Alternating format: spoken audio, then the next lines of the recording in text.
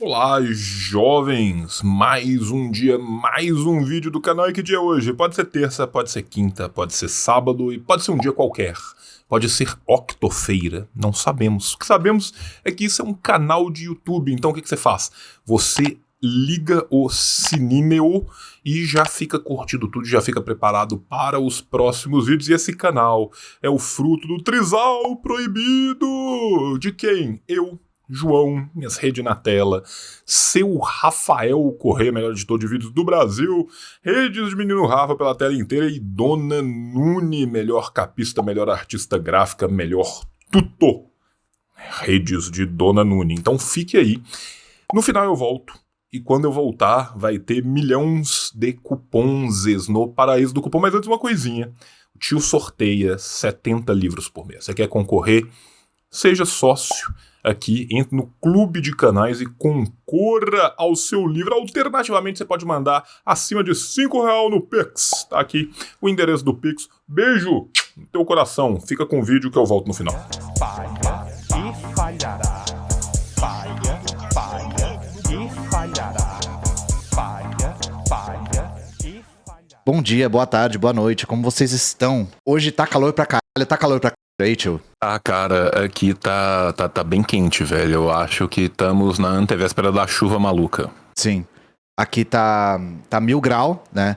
E pra mim 0 grau tá perfeito, né? É aquela coisa equilibrada. E é isso, eu fico cozinhando embaixo dessa luz aqui.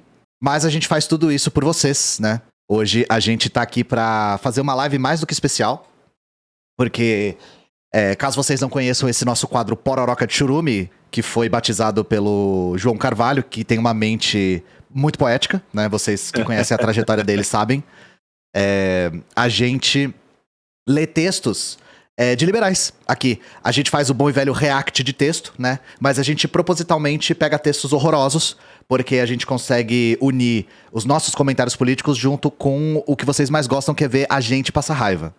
Só que hoje a gente tá fazendo o segundo episódio de uma ideia muito boa que uma viewer deu, que é da gente pegar textos de liberais clássicos. Porque vocês sabem que grandes figuras do intelectualismo como Renata Barreto gostam de evocar o tempo todo os grandes pais fundadores do liberalismo, né? Então a gente tá averiguando os textos dos pais fundadores do liberalismo pra ver a qualidade intelectual e a qualidade teórica do que eles escreveram. E a gente já leu um texto do John Locke, né? Que foi uma coisa assim, foi espetacular. Imaginem a palavra espetacular da maneira mais polissêmica possível. Foi um texto que o John Locke, ele defende que você deve chicotear exaustivamente crianças, né? Caso vocês não acreditem no que eu tô falando, verifiquem o canal do tio porque está lá, né? O João Tranca, exatamente. E hoje nós temos uma charada, até. Porque antes da gente começar aqui, e nos outros episódios eu tinha falado, o que é, curte divisão de poderes e odeia negros. Essa é a pessoa que a gente vai falar hoje, porque nós vamos falar do Barão de Montesquieu, que é uma figura assim que eu tenho certeza que vocês já devem ter ouvido falar, pelo menos de passagem na escola, que é a pessoa responsável pela nossa divisão de poderes entre judiciário, legislativo e executivo, que escreveu isso no livro O Espírito das Leis, citado recorrentemente pelo Ciro Gomes, né? Uma coisa que ele fala o tempo todo, não sei se é pra marcar território, pra ser pedante, pode ser os dois. Vocês sabem que pedantismo faz parte da persona do Ciro. E é uma das pessoas que também é acreditada como sendo um dos pais fundadores da antropologia. E é meio com isso que a gente vai ter contato hoje. Porque a gente vai ver qual antropologia ele fundou. E qual é o caráter da antropologia que ele fundou. Mas é isso, João Carvalho, como você está? Eu estou aqui monopolizando a nossa live. Eu tô super bem.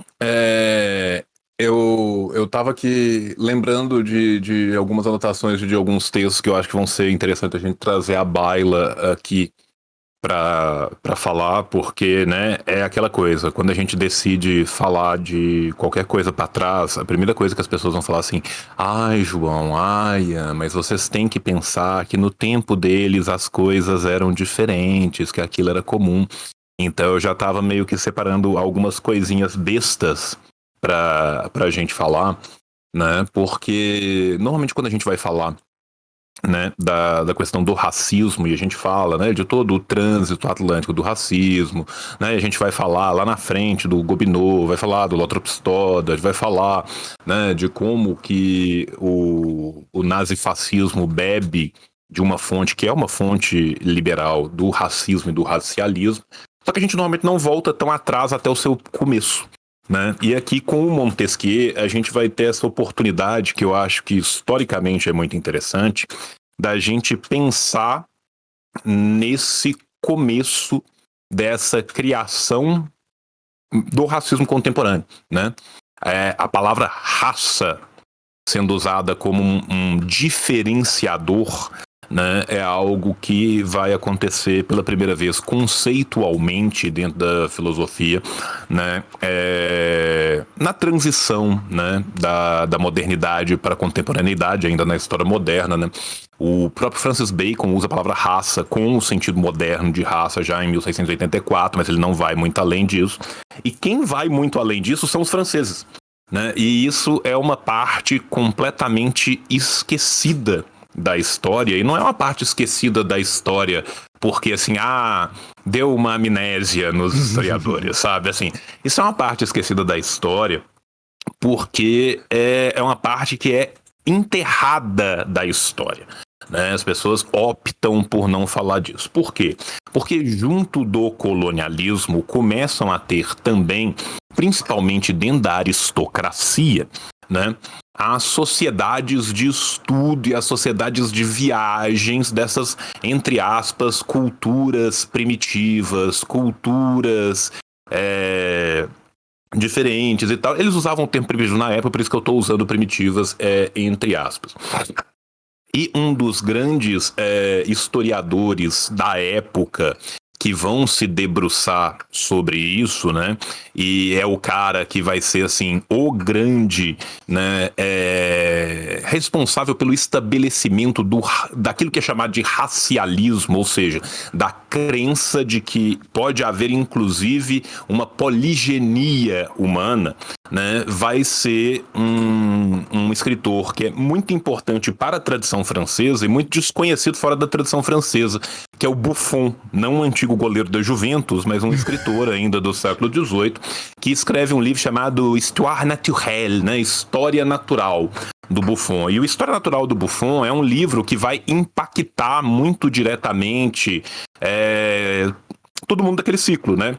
O próprio Voltaire, nós ainda teremos o nosso episódio de Voltaire, fiquem tranquilos, né? O Voltaire acreditava na poligenia. O que significa? Se os seres humanos são tão diferentes ao mesmo tempo e surgiram em tantos lugares diferentes da humanidade, do globo ao mesmo tempo, são eles todos de uma mesma raça? Podemos chamá-los todos de humanos? Entendeu? Então, assim, quem vai criar isso, quem vai criar essa hierarquia, por quê? Ele cria a hierarquia, primeiro diferenciando, né, o ser humano dos animais. Qual que é a diferenciação que o Buffon vai dar dos seres humanos para os animais? Ele vai falar, o ser humano é racional e os animais não, são irracionais. Mas assim, e aí vem o mais, né? Sabe, o nem todo amigo, mais, vem o mais. Né? Na mesma hora que ele fala isso, ele fala, mas, assim, como existe uma hierarquia nos animais, onde temos animais que são animais superiores e animais inferiores. Vocês estão vendo aonde que ele vai chegar com isso, não estão? Né? Ele fala, também temos uma hierarquia dentro dos seres humanos. É a partir dessa ideia de hierarquia que você já rompe a ontologia. Você rompe o eu é igual a eu. Você rompe a ideia de que todos são humanos. É aquela coisa, todo mundo é verde, mas quem é verde clarinho fica aqui na frente, quem é verde escuro senta no fundo do auditório. Né? E isso vai começar com o Buffon, e isso vai perpassar, né, todo o século das luzes. Né? Então, assim, o próprio Voltaire vai ser poligenético. O Montesquieu, eu gosto de separar os trechos de dar ódio, né? O Ian sabe que eu tenho, né? Você tem um repertório fantástico, assim, pra isso, trecho né? horrível. Então, assim, eu acredito que eu tenha ido em trechos aonde gente vai passar bastante raiva, né? Então, assim, é isso, né? O Montesquieu, ele era coevo do Buffon. Tá? Então eu não posso falar que o Montesquieu foi influenciado pelo Buffon, mas o Montesquieu fazia parte da intelectualidade que gerou o Buffon, e quando a gente lê os trechos do Montesquieu, vocês vão entender por que o Buffon hierarquizava raças e por que o Buffon começa com as suas teorias racialistas que vão desaguar nas teorias racistas. Toda teoria chamada racialista academicamente é uma teoria racista. Tá? Só que no começo elas estão mais voltadas para uma estruturação de uma história natural do que para a sua praxis política. Agora tá tudo ali como horizonte de possibilidade. É o que o nosso querido Frantz Fanon sempre fala, né? Não existe uma sociedade meio racista. Ou a sociedade é racista ou a sociedade não é racista. Se ela é racista, o campo de concentração, o gueto, o extermínio, se ele não existe ainda fisicamente, ele já existe como horizonte de possibilidade. E nós estamos falando de uma sociedade aqui, que é a sociedade francesa, que é uma sociedade profundamente racista. A sociedade francesa é uma sociedade profundamente racista hoje. Sim. Ainda hoje. Mesmo tentando se vender para o mundo como se não o fosse. A sociedade francesa continua sendo uma sociedade brutalmente racista hoje. Sobretudo quando a gente vê a política externa da França. Sim, e me perdoe, Ian, sobretudo quando a gente vê a política interna e a geografia francesa, cara. A geografia de Paris são bulevares haussmannianos que podem ser separados da cidade por barricadas, aonde nas favelas, os banlieues, só mora imigrante negro. A geografia de Paris é um gueto de apartheids. Não, mas aí o meu ponto era que aí é um páreo duro, porque na política externa o imperialismo francês minera urânio no Níger, enquanto o próprio Níger tem 80% da sua população sem acesso à energia elétrica. E leva esse urânio, que é minerado no Níger, para abastecer as suas usinas nucleares lá. Então, assim, páreo duro, dos 2 a 80, vamos lá. Não, né? os 2 a 80 km/h, super te entendo. É igual o Japão e a coleta de lixo, né? O Japão vai pro estádio, todo japonês bonitinho, coletar lixo com um saquinho, pega todo o lixo plástico do Japão e exporta para país de terceiro mundo. Pois é muito bonito, né? É lindo, é lindo. O japonês realmente é um ser elevado. Estádio, né? O ser elevado com o seu espetinho e seu saquinho de lixo e tal. Níger é Nigéria? Não. Níger é outro país. Níger é um outro país. Mas enfim, né? Eu queria começar com esse preâmbulo pra gente entender aonde que esse texto tá sitiado historicamente, onde a gente está localizando esse texto e por que esse texto é tão interessante a gente trabalhar. Por quê? Né? Porque o Montesquieu é um cara que se manteve. Buffon caiu, Gobineau caiu. É verdade. Né? Você tem vários autores que simplesmente não se mantiveram, né, ao período histórico fora daquelas pessoas que estudam a história do pensamento francês ou os historiadores de França. Fora dessas pessoas, cara, muito pouca gente vai ler Le Bon, vai ler Renan, vai ler Buffon, sabe? São nomes que são brutalmente desconhecidos. Só que tudo aquilo que eles advocaram permanece, né, como uma camada quase que sedimentar escondida dos outros que ficaram.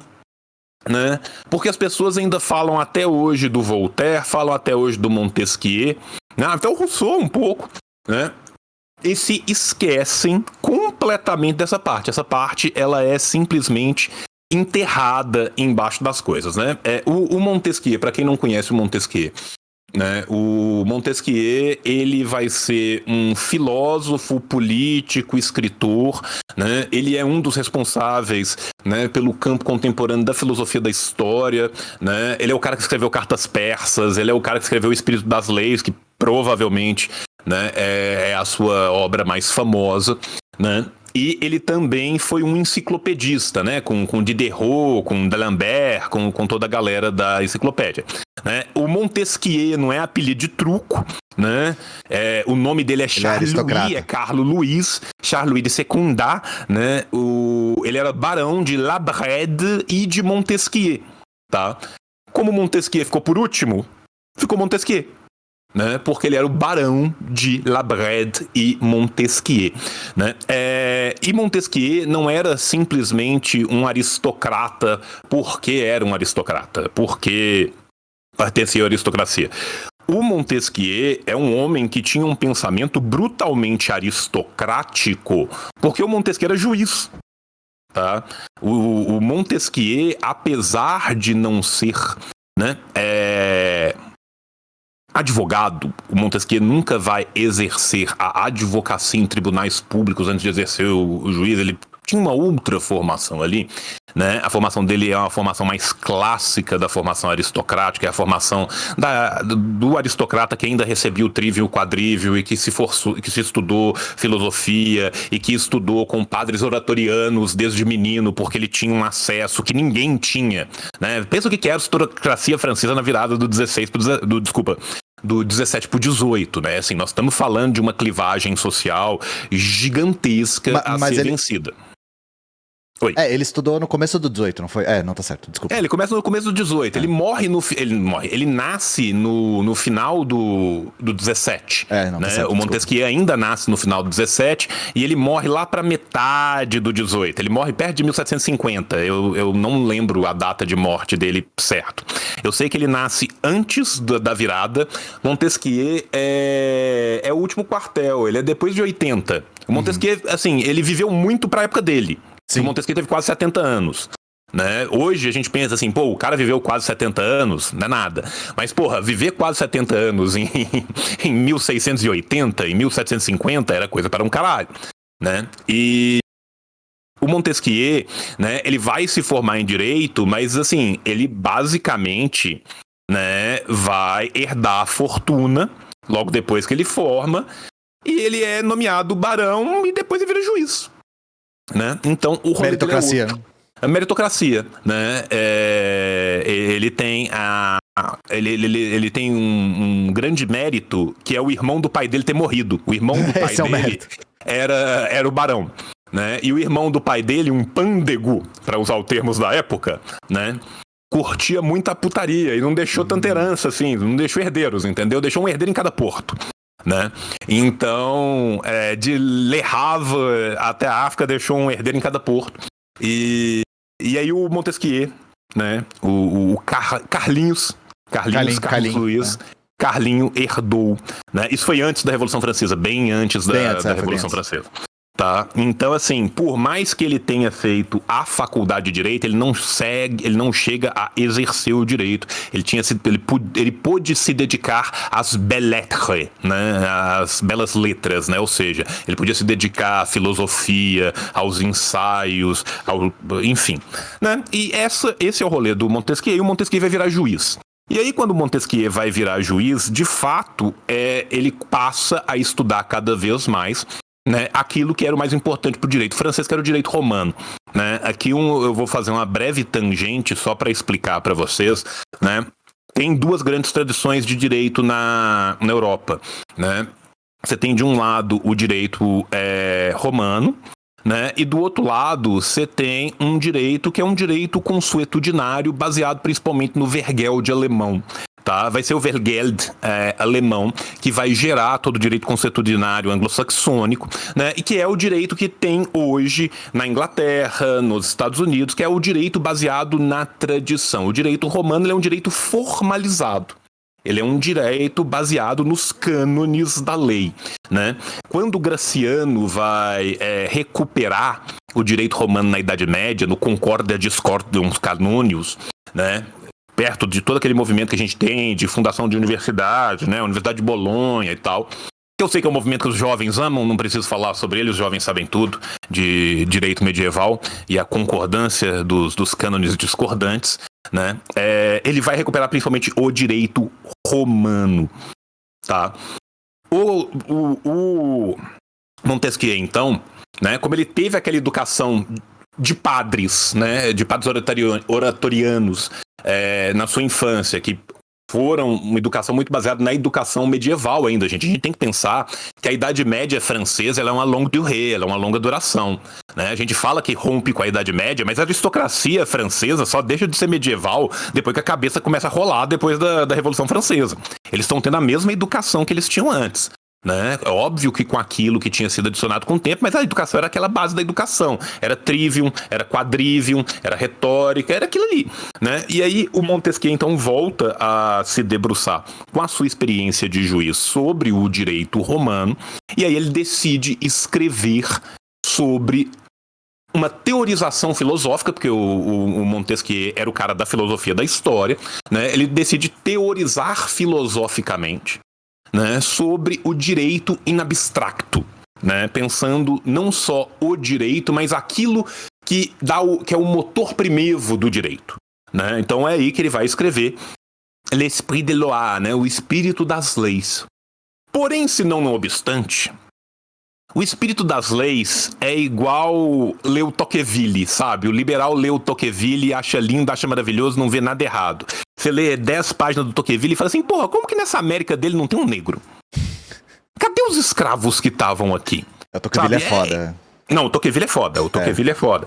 E o Montesquieu segue na mesma toada. Então, assim, como naquela época isso era brutalmente naturalizável, porque vinha sendo naturalizado, né? O Goltz de Overton do racismo estava sendo aberto no ânus da humanidade. Naquele momento, né, a gente tem que pensar... Por conta do colonialismo, a gente não pode esquecer disso. Exatamente. Né, que é o colonialismo que vai permitir, né, esse racialismo filosófico que levará ao racismo da prática, tá? Sendo que o racismo da prática já existia há muito tempo. Só que a gente tem que pensar que a escravidão é um instituto que existe na humanidade desde a antiguidade. Mas a escravidão baseada na raça é um instituto moderno e posteriormente contemporâneo. Se intensificou muito na idade contemporânea. Né? Porque aí é diferente o tipo de escravidão, é diferente a diferenciação do eu. Né? Essa quebra ontológica, onde o eu deixa de ser igual a eu. Essa quebra ontológica, onde você fala que eu sou diferente de você, porque na tabela da Pantone, minha cor é X e a sua cor é Y, tá? Isso é um brinde da nossa modernidade. Só posso fazer um parênteses a respeito disso? Conforme a escravidão vai se intensificando, ela vai ficando progressivamente mais racializada, a ponto de atingir seu apogeu no século XIX, e isso é concomitante com a formação e a consolidação da ciência moderna como horizonte civilizatório. A partir do momento que no século XIX a ciência moderna se consolida como horizonte civilizatório das nações europeias coloniais, é aí que a escravidão é praticamente sinônimo de perspectiva racial. Então, pra gente imaginar como nós somos ensinados que a ciência foi o advento que avançou a civilização humana e que providenciou vários benefícios para a civilização humana, a ciência moderna, ela foi uma das coisas que foi formada concomitantemente com a racialização da escravidão, gente. A ciência moderna ela é utilizada como justificativa neutra e racional para a escravização de pessoas de raças, entre aspas, inferiores. Era só esse parênteses. Exatamente o que o Buffon vai fazer, o que o Renan vai fazer, o que o Le Bon vão falar, o que Voltaire vai falar. O que no final do 19 vai chegar num nível do Lombroso. Sim. Que é um nível de uma pretensa frieza científica que chega no apogeu que é a beirada do nazismo, né? Sim, nós vamos chegar no Gobineau, nós vamos chegar no Lombroso, nós vamos chegar no Malthus economicamente um pouco antes, né? Nós vamos chegar, né, nos grandes lords britânicos à frente do Raj indiano defendendo isso como teoria científica. Né? E a Índia é um exemplo bom porque a gente não fala tanto do colonialismo indiano, né? E lá a perspectiva racial ela era fundamental, ela era definitiva. Vale a pena a gente falar sobre isso um dia, inclusive, sobre o colonialismo. Vamos. Eu acho que é uma boa. Sabe o que é legal pra pegar colonialismo indiano, cara? Literatura britânica do século XIX. Porque nos relatos de viagem, meu amigo... A mesma ficção, né? Mesmo na ficção tem muita, né? Ficção tem muita. Eu vou separar pra gente. Separa, depois. vamos ler. Isso aí eu acho legal. Vou separar. Mas enfim, né? Meu ponto aqui sendo, né, que eu queria só colocar um pouco pra vocês em que momento do pensamento, né, a gente tá colocando este livro aqui, né? Porque aí a gente vai entender um pouco melhor o que estava sendo desenvolvido, o que essas pessoas pensavam e principalmente como foram importantes esses pensadores para naturalização do racialismo e do racismo. E como esses pensadores são a pedra de toque fundamental para todo o liberalismo posterior. Tá? Então, é isso. Era essa pequena, breve introdução de Montesquieu que eu queria fazer. Desculpa, cara, eu acabei falando pra caralho. Não, você falou pouco. Pra minha perspectiva, eu não sei vocês, gente, mas eu adoro ouvir o João falar. Eu gosto muito quando ele explica essas coisas. Eu não domino tanto esse tema quanto ele, então pra mim foi um privilégio ouvir. Aí eu só queria trazer uma outra perspectiva também. E me dá 2 segundos. Só vou pegar meu cinzeiro aqui, 2 segundos. A Vaca Amarela falou, essa racialização da ciência é possível perceber no desenvolvimento de remédios, produtos de beleza e moda, com certeza. Então eu falei da perspectiva da ciência moderna, da ciência contemporânea sendo formada no século XIX, e a gente consegue observar isso na ciência contemporânea também, gente. Eu dou um exemplo. Vocês sabiam que para um remédio ser aprovado no Japão, ele precisa ser testado em japoneses? E os critérios são dos mais esdrúxulos possíveis. Do tipo, a pessoa precisa consumir cultura japonesa e comer comida japonesa para ter o seu corpo adequado para testar um remédio que funcione em japoneses. Eu não preciso dizer pra vocês que isso não tem nada de científico, isso é só racista.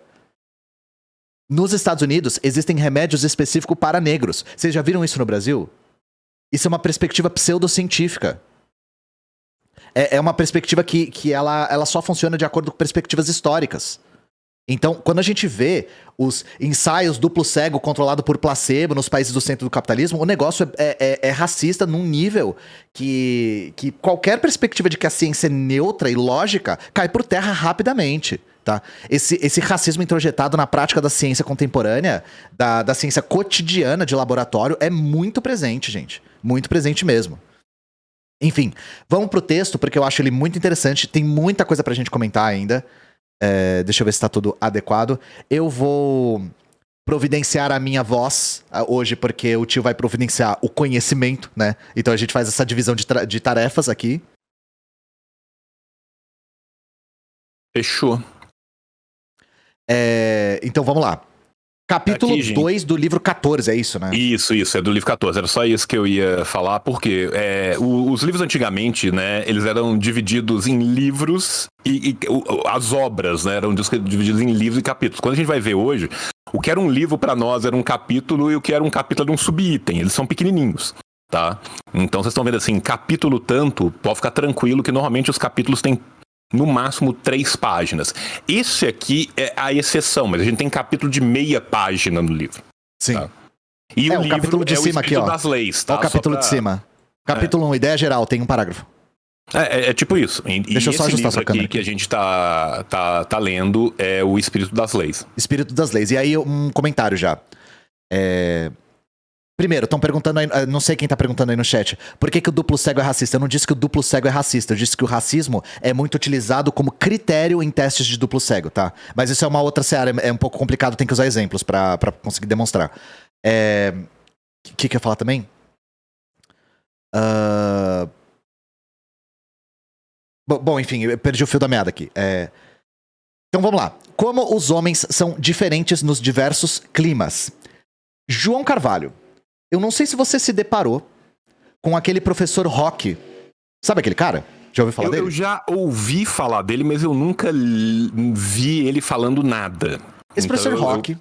Eu ainda estou intocado. Ele é figura carimbada em mesa casts, né? Porque tem umas figuras aí na internet que parecem participantes profissionais de mesa cast. Uma galera aí que parece que tá em todos, sabe? Ele é um exemplo. E esse professor Rock, recentemente...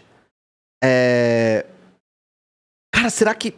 Tio, você tá com o tempo apertado um pouco, né? Bom... Cara, eu tenho que sair 4h15. 4h10 eu tenho que sair. Não, eu vou ler o texto. É que eu queria muito mostrar. É o professor Xavier da Shopee, esse mesmo. Eu queria muito mostrar o trecho, porque o que ele fala no. Eu acho que ele tá no Flow, é idêntico ao que o Montesquieu fala aqui. Mas aí depois a gente. Quando o João sair, eu coloco aqui pra vocês verem como o negócio é. E o que o João falou no começo, né? A gente tá observando as origens desse ponto de vista aqui. As origens são nesse período de tempo. É Rock, H-O-C, tá, gente? Rock. Vamos lá. Tanto que o Buffon, que eu tava falando, lança o livro dele pouco depois do Espírito das Leis, pra vocês terem uma ideia. Lembrei o que eu ia falar. Gente, vocês vão ficar impressionados de como um livro tão lido em faculdades de direito tem um racismo tão explícito e isso é pouco comentado. Esse livro é muito lido na faculdade. É a obra mais famosa, não é uma obra obscura, uma carta que o Montesquieu mandou, um texto que só foi publicado em francês, ou latim, acho que ele escrevia em latim ainda nessa época, né? Eu falei que era um pouco depois, 1 ano depois, tá? Eu fui ver a data de um pouco depois.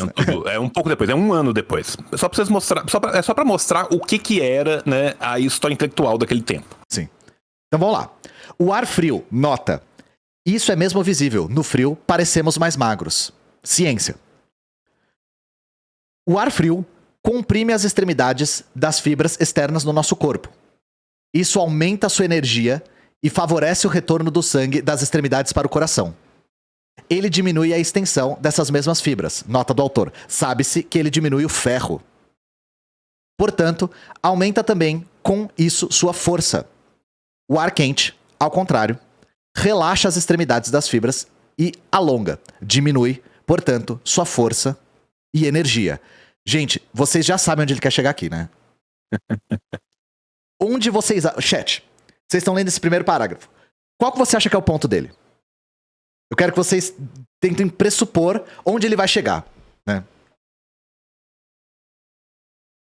E assim, vocês entendem que antes a perspectiva racial, ela era também muito imbuída de teologia, de teorias um pouco marginais e um pouco esotéricas, e agora é a mesma teoria racial, só que agora aureolada de cientificismo?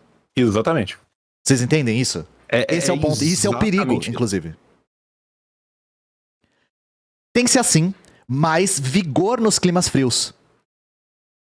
A ação do coração e a reação das extremidades das fibras efetuam-se melhor. Os licores estão em melhor equilíbrio. Acho que com licores ele quis dizer humores, né?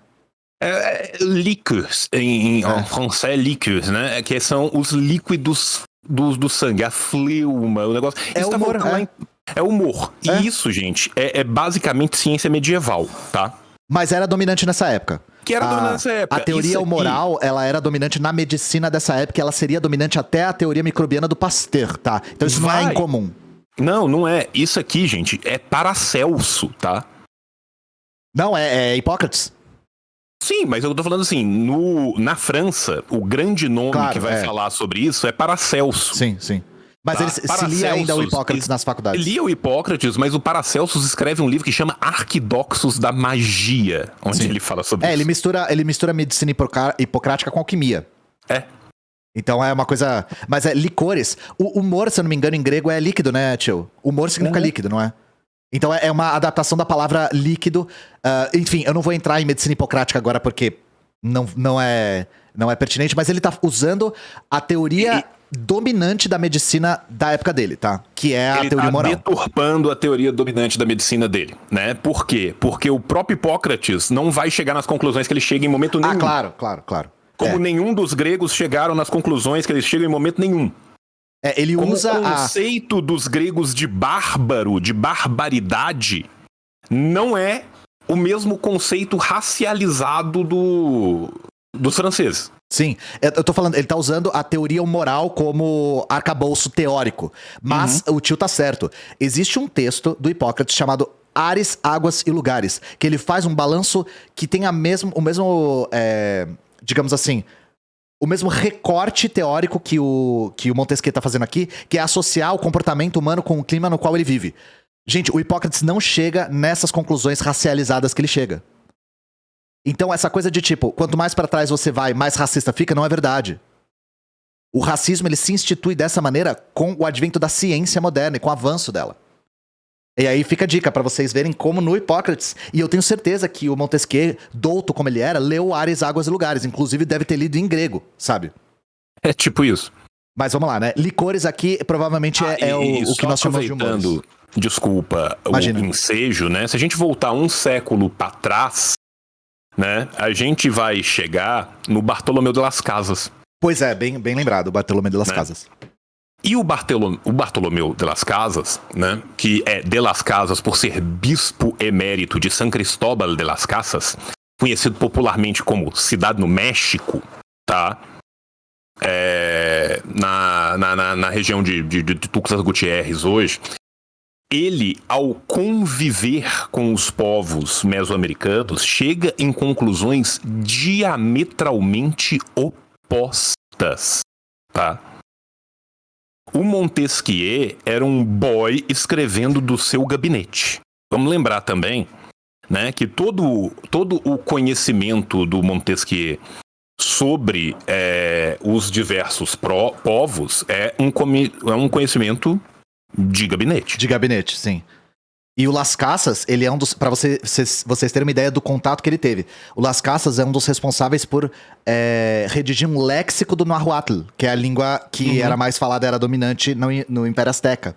Então o contato que ele tinha com essas culturas era muito próximo. E o Las Casas, ele tem textos que, inclusive, só pra dar um contexto, né? O Las Casas, ele foi um dos grandes advogados, né? Uma das pessoas que advogou contra a escravidão indígena na Mesoamérica.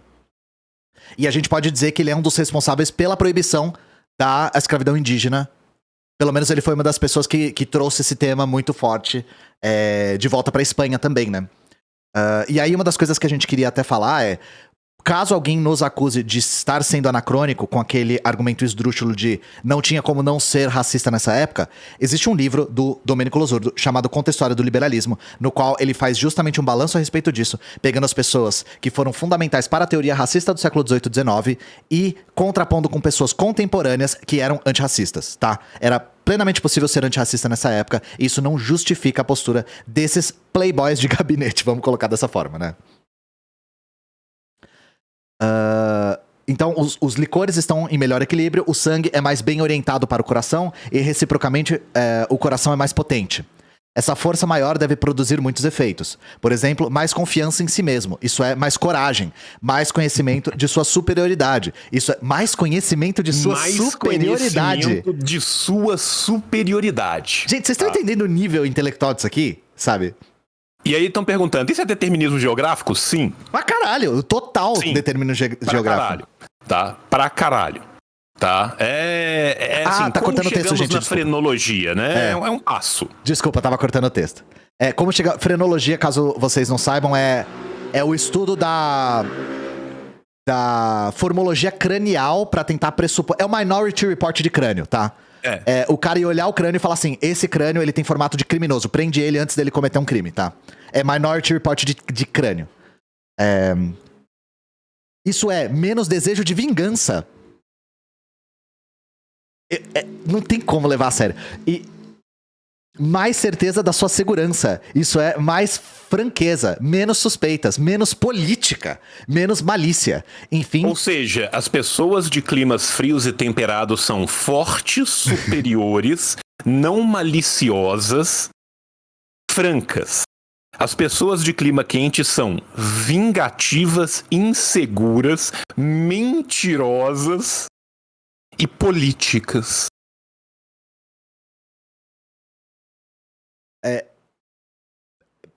O político, eu não entendi como o político é um... Enfim, o político me pegou um pouco, assim.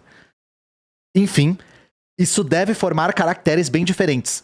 Colocai um homem num lugar quente e fechado e ele sofrerá. Provavelmente, né? Eu acho que é um pouco diferente ter um clima quente e você colocar o cara no porta-mala de um carro sem ventilação. Tipo isso, coloque um homem fechado num porta-mala de um Verona 82, tá. Entendeu? Aquela coisa, se você colocar o homem num local frio e fechado, ele também meio que sofre, sabe? Assim. Pois é, né? Você colocar ele numa geladeira, num frigorífico, provavelmente ele também sofrerá e a cognição dele não ficará das melhores, assim. Ou você coloca ele numa geladeira e ele automaticamente vira um grande intelectual. A gente podia testar isso também de forma científica, né? A gente tem que começar a gravar dentro da geladeira, nós vamos falar Sim. melhor. Sim, eu acho que a gente tem que começar a gravar dentro da geladeira. A gente vai ficar muito mais douto também. Sofrerá pelos motivos que eu acabo de expor. Um grande enfraquecimento do coração. Se nessa circunstância lhe propusermos uma ação ousada, creio que ele estará muito pouco disposto. Sua fraqueza atual desencorajará a sua alma. Temerá tudo, porque sentirá que nada pode. Os povos das regiões quentes, aí é que começa, né? Os povos das regiões... Os povos das regiões quentes são tímidos como os anciãos. Anciões? Não é anciãos? Enfim. Existe a palavra anciões? Enfim. Existe, tá certo. Não, achei que era anciãos. Não, é anciões. Enfim, desculpa a burrice, gente. Os das regiões... Tá certo, não tá não? Não, eu me questionei agora. Tá. Os das regiões frias... Tá certo. Eu agora fiquei confuso com tanto que você se questionou. O pessoal tá falando que todas as formas são válidas. Ambos estão certos, tá. Tá, então tá, beleza. Os das regiões frias são corajosos como os jovens. Se prestarmos atenção às últimas guerras... O bom é que já rola o ageísmo junto de brinde, né, cara? Assim. Rolou do tipo, velho é ruim, jovem é bom, né? Rolou isso também. O que são as que mais temos sob a vista e nas quais podemos melhor perceber certos efeitos superficiais, imperceptíveis de longe, perceberemos claramente que os povos do norte, transportados para as regiões do sul... aí não praticaram tão belas ações como seus compatriotas, que combatendo em seu próprio clima, desfrutavam de toda a sua coragem. Olha que análise burra, cara. Olha que análise burra. É fantástico. Essa análise é fantástica. Tipo assim, a questão da guerra não é que o desconhecimento do terreno prejudique horrores. Não. Não, é o clima, tá? É o clima. O problema é o clima.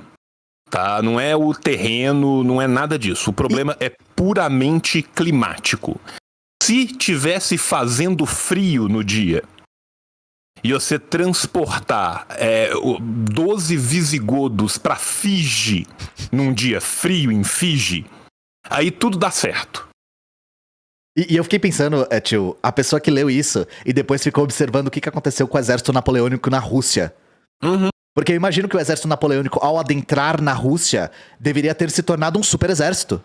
Sim, ele deveria ter ficado corajoso, franco, menos político. Menos político, isso é que é o principal, menos político.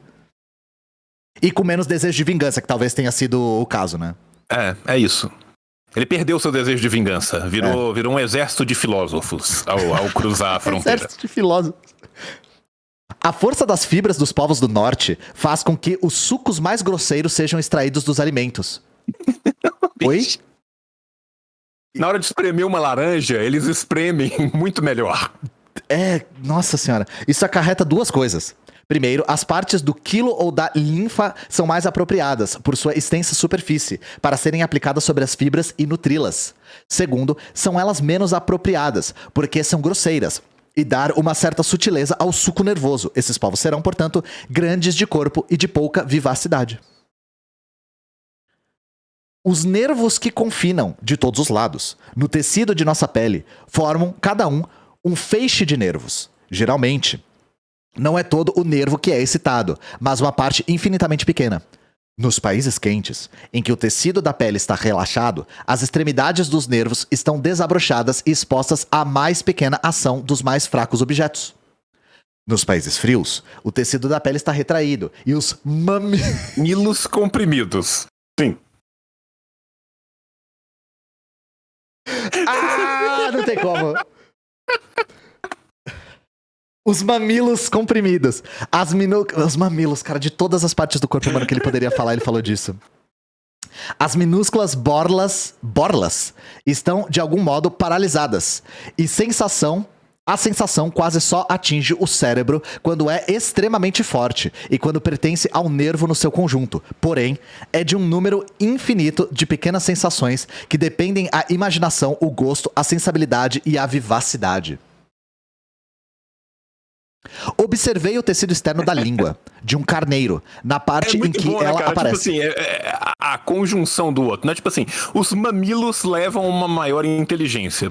Próximo parágrafo. Observei a língua de um carneiro. Observei o tecido externo da língua de um carneiro na parte em que ela aparece, a olho nu, coberta de mamilos. O que eu tô lendo? Tem algum erro de tradução aqui? A parte sensível da língua, aquela parte pequenininha, eu esqueci o nome dela atual. Eles também chamavam de mamilos. O que é a papila gustativa. Eles chamam isso de mamilos também? As vilosidades que tem na... Papilas, eles chamam as papilas de mamilos. Será que foi isso que ele quis dizer com mamilos comprimidos? Não foi esses mamilos? Os mamilos são todos os mamilos. É isso. Para eles, tudo aquilo que tem uma sensibilidade aumentada ao toque pela formação ser diferente do resto da formação da tez, é mamilo. Porque assim, mamilo pra mim vinha de mamar, né? E aí eu imaginei que era um... Enfim. Sim, não, mas ele tá considerando os mamilos as áreas expostas nevrálgicas. Tá. Pequenos pelos ou uma espécie de penugem entre os mamilos, de novo, havia pirâmides, que formavam na extremidade como que pequenos pincéis. É muito provável que essas pirâmides sejam o principal órgão do paladar. Mandei gelar a metade dessa língua e encontrei a olho nu os mamilos consideravelmente diminuídos. Algumas séries dos mamilos tinham mesmo afundado em suas bainhas. Examinei-lhes o tecido com o microscópio e não vi mais pirâmides. À medida que a língua se degelava, os mamilos, a olho nu, pareciam levantar-se. No microscópio, as minúsculas bordas começaram a reaparecer. Essa observação confirma o que eu disse. Nas regiões frias, as bordas nervosas são menos desabrochadas, entranham-se nas suas bainhas, onde estão ao abrigo das ações dos objetos exteriores. As sensações são, portanto, menos vivas. João, eu acho que não precisava de um experimento para saber isso. Acho que a nossa própria sensação... Mas é a questão de mostrar cientificamente aquilo que ele está fazendo por meio de uma experiência. De um método, É método. Isso aqui é ele sendo baconiano, tá? Sim. Isso aqui é Francis Bacon no século XVII, tá? Isso aqui é transportar a ideia do Bacon para mostrar que empiricamente isso foi comprovado. Sim. E se foi comprovado através de um experimento, então é neutro. Essa é a questão. É neutro e é científico. Então ele pode extrapolar isso para formações sociais inteiras. Sim. Ter-se-á nas regiões frias pouca sensibilidade para os prazeres. Ela será maior nas regiões temperadas, nas regiões quentes será exagerada. Tal como diferenciamos os climas pelos graus de latitude, poderíamos diferenciá-los, por assim dizer, pelos graus de sensibilidade. Assisti a óperas na Inglaterra e na Itália, eram as mesmas peças e os mesmos personagens, mas a própria música produz efeitos tão diferentes sobre as duas nações. Uma é tão calma e outra tão arrebatada que isso parece inconcebível. O salto lógico é impressionante, né? Sim. É isso, como a língua do carneiro resfriada diminuiu e depois aumentou, e a Itália vai ser um país quente, os italianos vão ser mais burros, mais vingativos e mais patéticos. E a música deles é de outra forma, né? Por causa do clima, que fique bem claro, não é? Assim, isso tudo é um fator climático. Vamos lá. Acontece a mesma coisa com a dor. Ela é excitada em nós pelo dilaceramento de alguma fibra no nosso corpo. O autor da Natureza estabeleceu que essa dor seria mais forte à medida que as perturbações fossem maiores. Ora, é evidente que os grandes corpos e as fibras grosseiras dos povos do norte são menos capazes de perturbações do que as fibras delicadas das regiões quentes. Naqueles, portanto, a alma é menos sensível à dor. A alma é menos sensível à dor. É necessário escorchar um moscovita para dar-lhe sentimento. Olha isso, cara. E isso aqui vai atravessar todo o século XIX e XX, inclusive, né? A ideia de que os russos não sentem nada é uma coisa muito presente. E, inclusive, no anticomunismo, depois isso aqui vai tomar um outro corpo, né?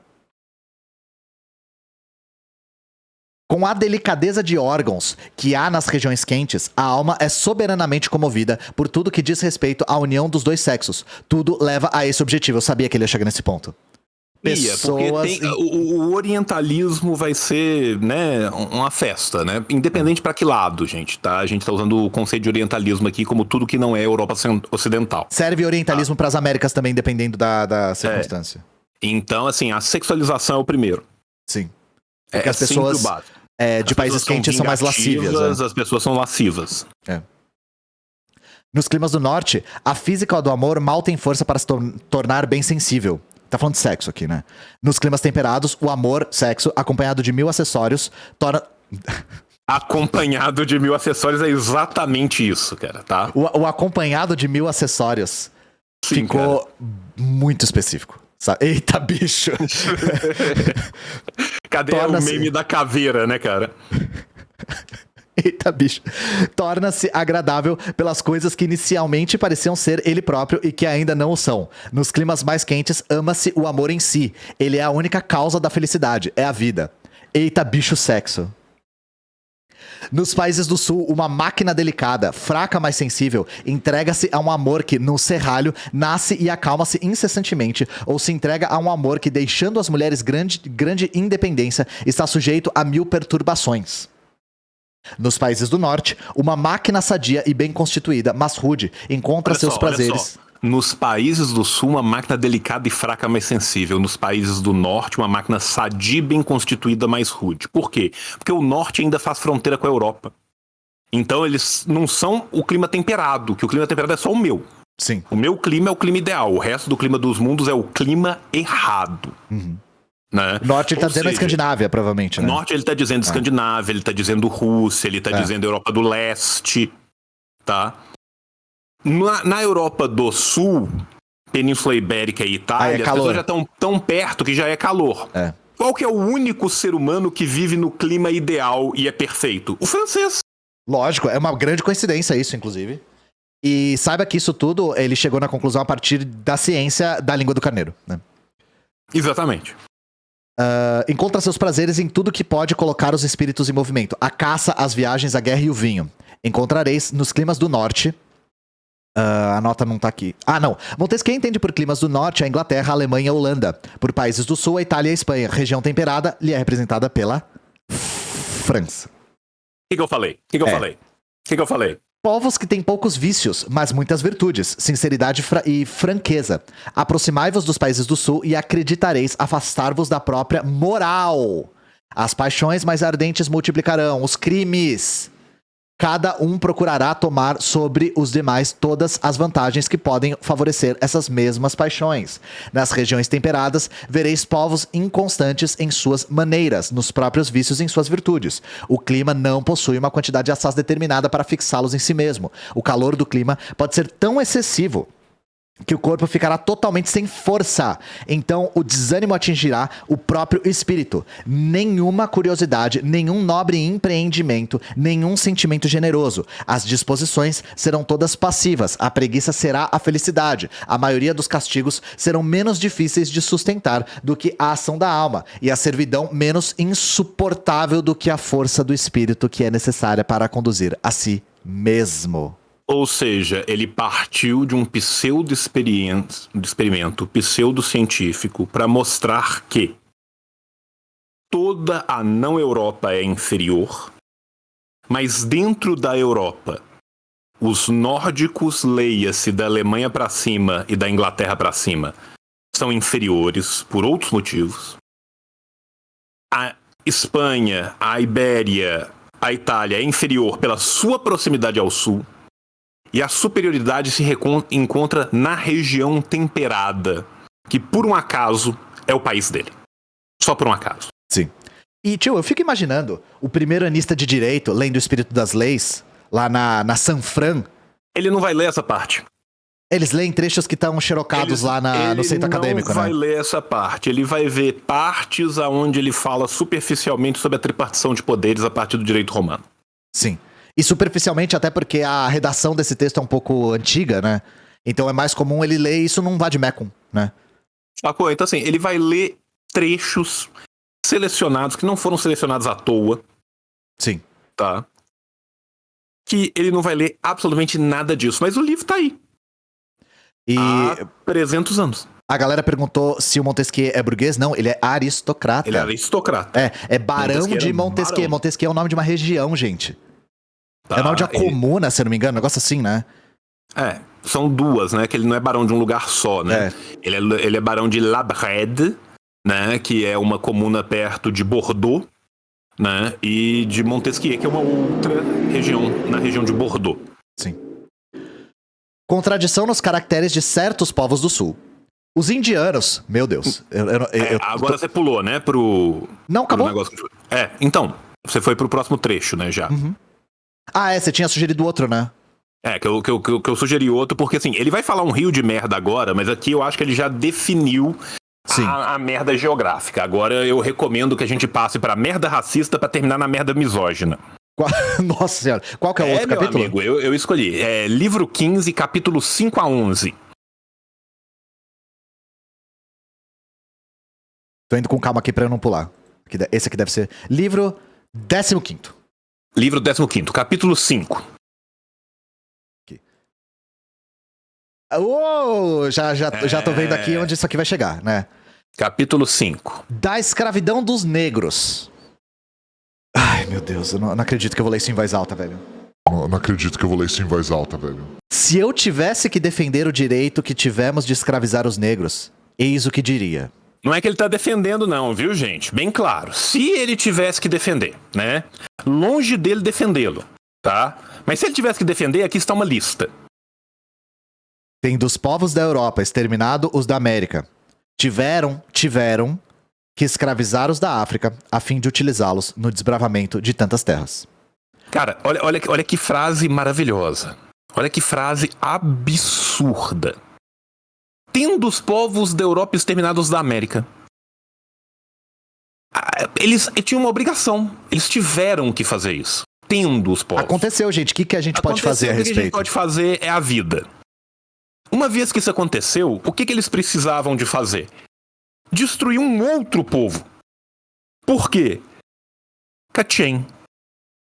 Desce e lê a próxima frase. O açúcar seria muito mais caro se não se cultivasse a planta que o produz por intermédio de escravos. João Carvalho, a roupa do varejo de fast fashion seria muito mais cara se não tivesse mão de obra escrava de imigrantes bolivianos em São Paulo. Você tá reclamando do quê? Você acha que a Zara tá cara hoje? Imagina se ela demitisse os bolivianos que ela não paga. Imagina. Não sei do que você tá reclamando. Aqueles a que nos referimos são negros da cabeça aos pés e têm o nariz tão achatado que é quase impossível lamentá-los. Depois vocês me contam, né, o que é isso. Tá. Cara, é tão absurdo, é tão nojento. Cruza todos os limites. Passa. E isso não é questionado. E o autor continua a ser canonizado. Esse autor é um autor do cânone ocidental. Tá? Sim. Montesquieu é um autor canônico central para a modernidade europeia, tá? É isso aqui que o cara defende, tá? E passa tranquilamente, tá? Continua, que vai ficar pior. Não podemos aceitar a ideia de que Deus, que é um ser muito sábio, tenha introduzido uma alma, sobretudo uma alma boa, num corpo completamente negro. Olha isso. Essa frase eu já tinha visto. Essa frase é muito famosa. Porque ela derruba toda a pretensa neutralidade científica que o Montesquieu tenta transmitir. Ele fala, Deus não pode... Basicamente ele está dizendo, Deus não pode ter introduzido alma num corpo que tem nariz tão achatado. Lembrando que a discussão se indígenas e africanos possuíam almas foi uma discussão secular na Igreja Católica. E durante muito tempo, a Igreja Católica afirmou peremptoriamente que não existia problema na escravidão porque eles não tinham alma. Ou que eram filhos do filho amaldiçoado de Caim e tudo mais, né? E aí o povo ia falando assim, não, eles são animistas porque a alma deles é coletiva, é igual uma pedra. Muito bom.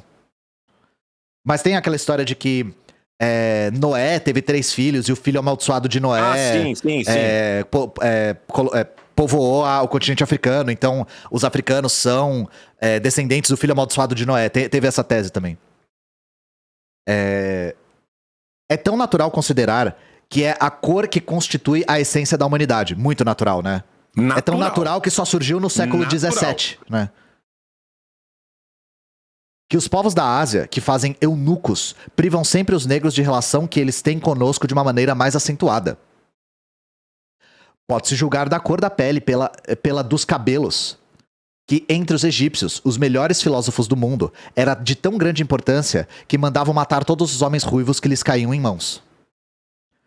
Uma prova de que os negros não têm senso comum é que dão mais importância a um colar de vidro do que ao ouro. Fato que, entre as nações policiadas, é de tão grande consequência. É impossível supormos que tais gentes sejam homens, pois, se os considerássemos homens, começaríamos a acreditar que nós próprios não somos cristãos. É doído, não é, cara? Não é Não, muito, eu tô um pouco... não é muito. Tipo, a gente faz pouco caso e tira e debocha, porque, né... É o nosso papel aqui como criadores de conteúdo, mas eu tô ficando um pouco até entorpecido com esse texto. Sabe, de ficar com as extremidades dormentes, tal qual ele está descrevendo um povo do norte. Não, eu tô virando a própria língua de carneiro congelada, cara. Eu tô virando a língua de carneiro. Bicho, é aviltante, cara. Aí, É aviltante. Como que o maluco defende isso? A galera fala assim, vamos ler aqui, gente. Não, mas não vamos jogar o livro fora. Essa parte aqui é ótima. eu vou só reiterar, caso vocês tenham chegado depois. Isso aqui é o Espírito das Leis Do Montesquieu, que é um livro canônico, que é utilizado como referência nas faculdades de direito ao redor do mundo ocidental até hoje. É um livro dominante na teoria do direito. Não é um texto de um autor desconhecido, nem é um texto desconhecido de tal autor. Não é uma carta que ele enviou, não é um texto marginal, não é um texto que só foi publicado em latim e não tinha tradução até ontem. Isso aqui está nos livros, que está em qualquer biblioteca e às vezes qualquer biblioteca pessoal de estudantes de direito, tá? É um livro que é recorrentemente citado pelo Ciro Gomes, que é formado em direito. Está nesse livro. O Munchado perguntou, eu vou responder. O que você quer dizer com canônico? Que faz parte do cânon. O que é o cânon? O cânon são os livros que formam a espinha dorsal de uma determinada cultura. Tá? Quando a gente fala este livro é canônico, a gente está querendo dizer que esse é um dos livros fundadores de uma cultura, qual seja a cultura moderna ocidental. Tá? E não só isso, tio. Não é só que ele é um dos livros fundadores, mas ele é reconhecido por tal cultura como ter sido. Exatamente. E continua a ser reconhecido. Porque o cânone é mutável. O cânone é mutável. Aquilo que era canônico à época de Montesquieu não é canônico hoje. Aquilo que foi canônico no século XIX não é necessariamente canônico hoje. Mas Montesquieu continua a sê-lo até hoje. Sim. Sendo que esse texto está disponível há 3 séculos em todas as línguas que você imaginar, para qualquer um pegar e ler. E é isso. Sim. É isso que nós estamos mostrando aqui. É determinismo geográfico, é racismo como pressuposto da religião cristã. O Montesquieu está dizendo textualmente que é necessário ser racista para se ser cristão. Os espíritos mesquinhos exageram muito a injustiça que se faz aos africanos, pois, se ela fosse tal como eles dizem, não teria ocorrido aos príncipes da Europa, que estabelecem entre eles tantas convenções inúteis, fazer uma delas em favor da misericórdia e da piedade? Aqui está o Montesquieu nos contando que durante a sua época de vida, várias pessoas discordavam disso, que não é necessário você ser racista porque você nasceu na virada do século XVII para o XVIII, tá? Todo mundo que virar e falar assim, mas vocês estão lendo um texto que é datado, o próprio autor está dizendo, está chamando as pessoas que falam isso é um absurdo de espíritos mesquinhos.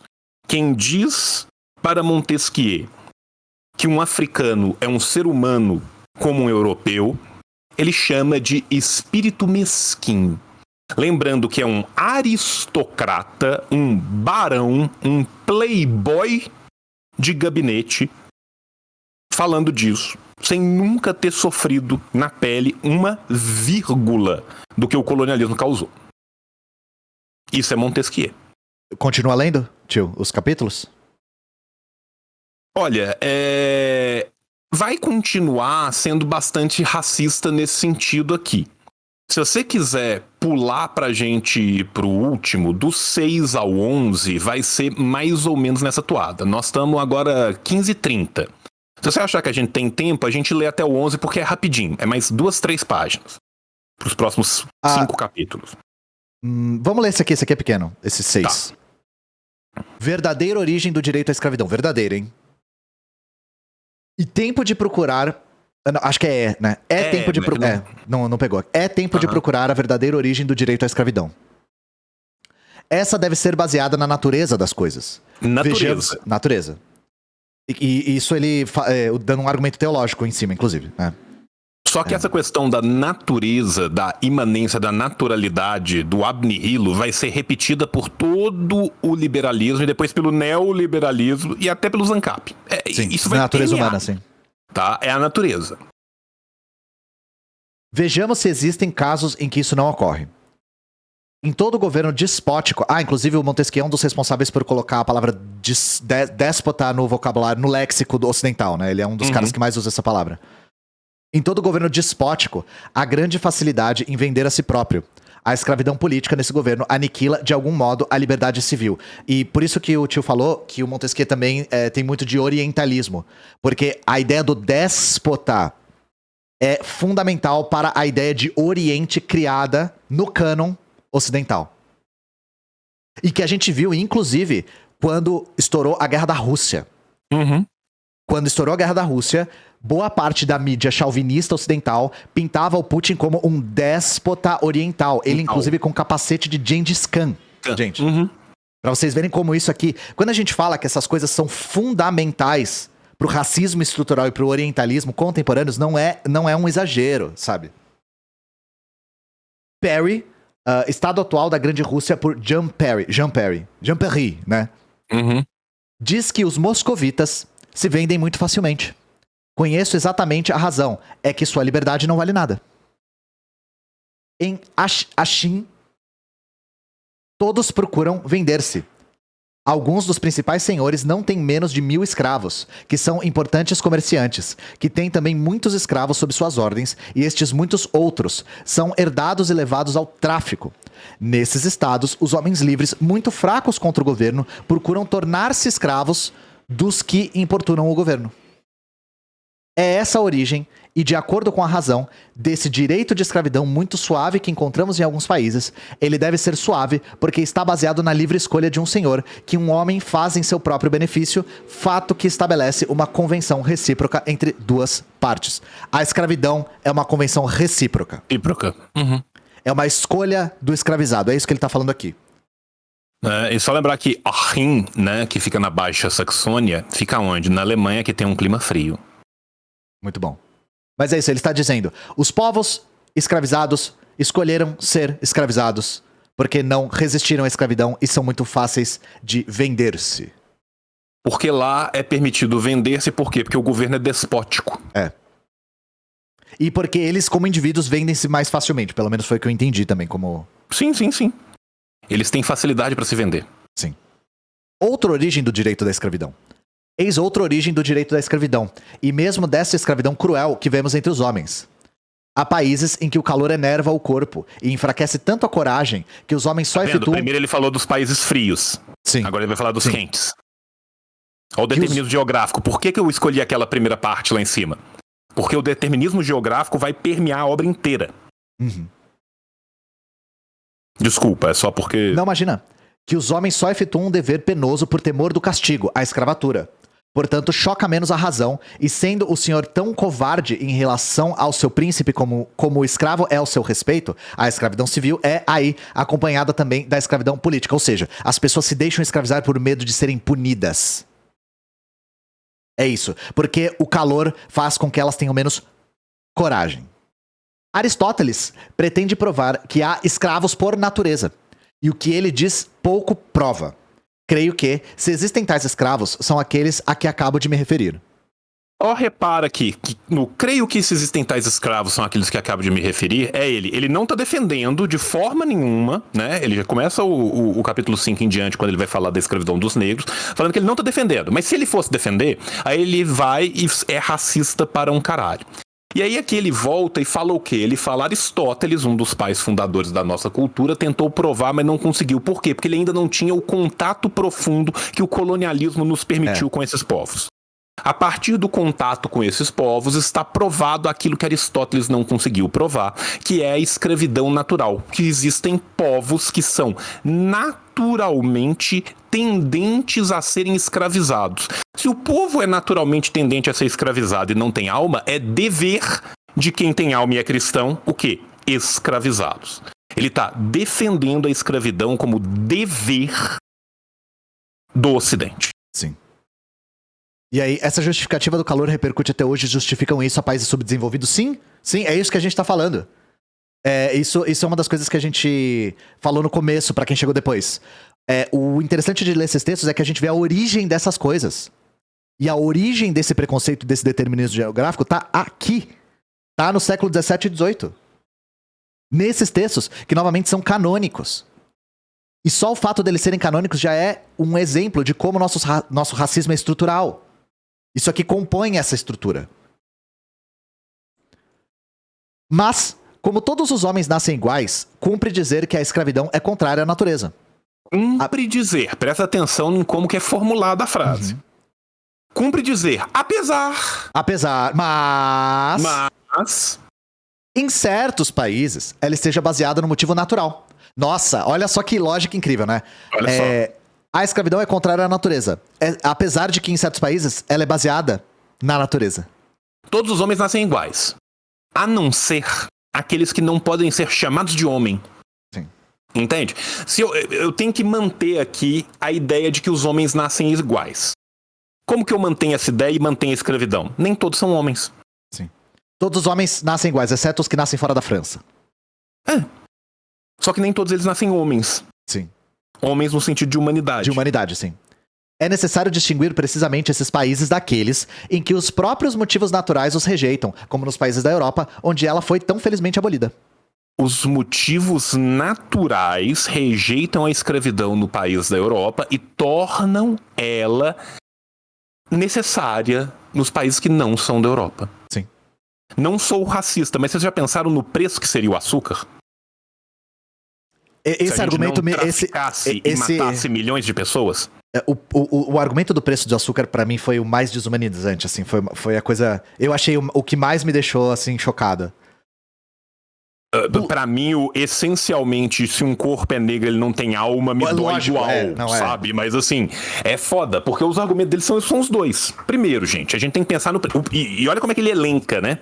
Olha como é que ele elenca. Qual que é o primeiro argumento que ele coloca? O que não tem alma? A diferença de cor? Não, o preço. O primeiro argumento dele é, já pensou o preço do açúcar? Agora, para além do preço do açúcar, e aí ele elenca os outros. Então, você vê o que é a lógica do sistema, né? Sistema ali ainda insurgente, gente. Nós estamos aqui no princípio. Nós estamos aqui sob a égide do bulionismo ainda. Sim. Bulionismo, que é o acúmulo de metais preciosos, né? Sim, tanto que ele fala do ouro. Uhum. E fala que do desprezo pelo ouro dos povos africanos. O desprezo pelo ouro mostra que não tem alma. Porque o que dá alma ao ser humano? O valor pecuniário. A forma valor em sua manifestação pecuniária. Quando isso foi escrito? 1748. Eu ia te perguntar isso, eu não lembrava a data. 1748. É um livro da maturidade do Montesquieu, tá? O Montesquieu, ele morreu um pouquinho depois. Morre pouco depois, ele morre na década de 50. Isso é ele velho, maduro, refletindo sobre uma vida inteira. Sim. Plutarco narra-nos na vida de Numa que na época de Saturno não havia nem senhor nem escravo. Em nossos climas, o cristianismo fez renascer essa época. O clima europeu aliado ao cristianismo aboliu a escravidão da Europa e tornou, por conseguinte, necessária a escravidão no resto. Sim. A inutilidade da escravidão entre nós. Entre nós ela é inútil. Sim. E a escravidão na Europa, ela começou a ser abolida no século XIII, não foi, João? Por volta do século XIII. É aquela coisa, né? É peronomútil, né? Não, ela começou a ser abolida no século XIII. Sim. As primeiras leis, assim, foram do século XIII, se eu não me engano. Mas aí a gente vê escravo na Europa até o século XIX, tá, gente? A gente vê isso Inclusive porque a gente vê textos de, por exemplo, ingleses que traziam escravos domésticos para a Inglaterra e textos de liberais dizendo que isso contaminava o tecido social da Inglaterra por ter escravidão. Então isso acontecia, tá? Só porque estava na letra fria da lei não significava que não acontecia. Deve-se, portanto, limitar a servidão natural a alguns países determinados da Terra. Ele falou assim do jeito que, sem meias palavras. Escravidão é coisa de outros países, não do nosso. É coisa de América, é coisa de África, é coisa de Ásia. Sim. E pode ser coisa de Rússia e de leste europeu também. Sim. Dependendo das circunstâncias. E se a gente apertar muito do sul da Europa e do norte da Europa? E se a gente apertar mais, só não da França? Vamos ser sinceros aqui, né? É isso. Em todos os outros, parece-me que, por mais penosos que sejam os trabalhos que a sociedade exige, tudo pode ser feito com homens livres. O que me faz pensar assim é que, antes que o cristianismo tivesse abolido na Europa a servidão civil, consideravam-se os trabalhos nas minas como tão penosos que se acreditava que eles só poderiam ser efetuados por escravos ou por criminosos. Hoje em dia a gente sabe que eles podem ser feitos por pobres. Sim, por assalariados que mal conseguem sobreviver, né?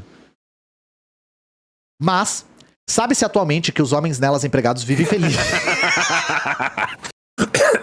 Eu tenho certeza que o Barão de Montesquieu foi até uma mina perguntar para as pessoas que trabalham na mina se eles eram felizes.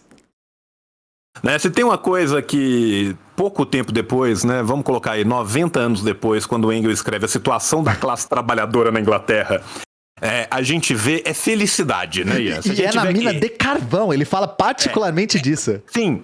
Se tem uma coisa que a gente nota depois em todo e mesmo em toda a historiografia que se debruça, né? Quem vai ler Thompson, por exemplo, Thompson escrevendo sobre classe trabalhadora na Inglaterra, né, ao longo da transformação desde os cercamentos, é espetacular. Se tem uma palavra que resume o sentimento desta classe, é felicidade. Felicidade.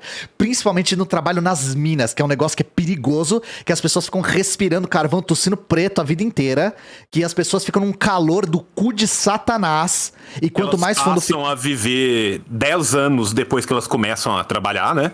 Sim. A expectativa média de vida depois que entrou na mina é 10 anos.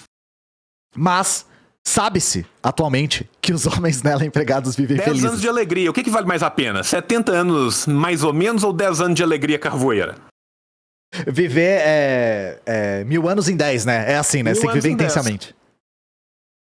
Encorajou-se com pequenos privilégios essa profissão. Ao aumento do trabalho, acrescentou-se o do lucro e conseguiu-se fazê-los apreciar sua condição mais do que qualquer outra que poderiam ter adquirido. Eu imagino que apreciar a condição de não morrer de fome deve ter sido uma das que fez com que eles trabalhassem nas minas de carvão. Não existe trabalho tão penoso que não se possa adequar à força de quem o realiza, contanto que seja a razão e não a avareza que o regulamente. Sim, porque esses trabalhos todos são regulamentados socialmente pela razão pura do ser do clima temperado, né? A razão do ser do clima temperado. Obviamente, pela avareza do lucro, né? Pode-se pela comodidade das máquinas que o engenho inventa ou aplica suprir o trabalho forçado que alhures os escravos eram obrigados a fazer. As minas dos turcos, no Banato de Temesvara, eram mais ricas do que as da Hungria, mas nunca produziram tanto, porque os turcos nunca imaginavam outra coisa que o braço de seus escravos. Não sei se é o espírito ou o coração que dita esse artigo. Não há lugar na Terra em que não se possa induzir homens livres ao trabalho. Induzir homens livres, tá? Eles são tão livres que eles precisam de ser induzidos ao trabalho em minas, tá? Liberdade. Porque as leis eram mal feitas, houve homens preguiçosos. Porque os homens eram preguiçosos, foram escravizados. Por isso, só por isso. Aqui, ele parece que ele foi direto pro sincericídio, sabe? Achei que escrevi demais, aqui eu posso falar. Ninguém vai ler essa porra. Começa com, deve-se limitar servidão natural a alguns países determinados da Terra. Foda-se, podia ter só falado isso, sem teorizar. E termina com, porque os homens eram preguiçosos, foram escravizados. Pronto. Dá pra resumir o texto nessas duas, sabe? O resto é perfumaria. E vem um detalhe geográfico aqui bem interessante, né? Você sabe onde que é Temesvar, né? Não. É Timisoara. Temesvar é Romênia. Ah, na Romênia? É na Romênia. Mas na época do Império Turco Otomano, ele tá chamando de Turquia por causa disso. Isso. Tá, imaginei. Vamos pra parte... Vamos pular? Vamos pular. Aí ele vai falar dos ciclos. Vamos pra última. Abusos da última. escravidão. Olha só, aqui a gente focou, né, no racismo. Antes a gente focou no determinismo geográfico. Tá? Agora nós vamos focar na misoginia pedófila maluca. Tá? Qual que é o capítulo? Agora é livro 16, capítulo 2. Pra fechar com chave de estrume. Vai pro livro 16. Chave de Gimo. Tá? Aqui. Capítulo 2. De como nos países do sul há nos dois sexos uma desigualdade natural. O homem não para de imitar, gente. É. Ele não cansa de imitar. Essa primeira frase. Nos climas quentes, as mulheres são núbeis. Aos 8, 9 ou 10 anos. Núbel. Sabe o que é núbel? É quem pode ser tomado casada, como né? nubente, que pode ser casada. Ele tá falando que em países quentes, meninas de 8 anos estão aptas a serem tomadas como esposa. Tá? Desta maneira, a infância e o casamento estão quase sempre juntos. Aos 20 anos, são velhas. A razão, portanto, nunca se encontra nelas com a beleza. Quando a beleza reclama a supremacia, a razão a recusa. Quando a razão poderia obtê-la, a beleza não mais existe. As mulheres devem viver na dependência, porque a razão não lhes pode oferecer na velhice um domínio que a beleza não lhes dera na própria juventude. É, portanto, muito natural que um homem, quando a religião a isso não se opõe, abandone sua mulher para tomar outra e que a poligamia apareça. Supernatural, não é? Nos países de clima temperado, em que os encantos femininos conservam-se melhor, em que elas se tornam núbeis mais tardiamente e que têm filhos numa idade mais avançada, a velhice do marido, de alguma maneira, acompanha dela. E como as mulheres, na época em que se casam, têm mais razão e conhecimentos, se mais não for porque viveram mais, uma espécie de igualdade introduz-se naturalmente entre os sexos. E, por consequência, existe a lei que estabelece uma só esposa.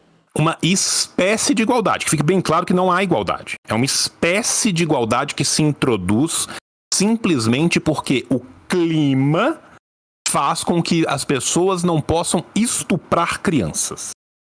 Tá? E ele tá falando como se na Europa não se desposasse de mulheres com 8, 9, 10 anos, né? Sim, né? Quando muito, com 10, 11, 12, né? É. Então, assim, enfim, né? Nas regiões frias, o uso quase necessário das bebidas fortes introduz... Uso necessário das bebidas fortes. Introduz a intemperança entre os homens. Ou seja, nas regiões frias a galera tem que beber porque é frio e aí a galera fica destemperado. As mulheres que a esse respeito têm uma moderação natural, porque devem sempre se defender, possuem, portanto, sobre os homens a vantagem da razão.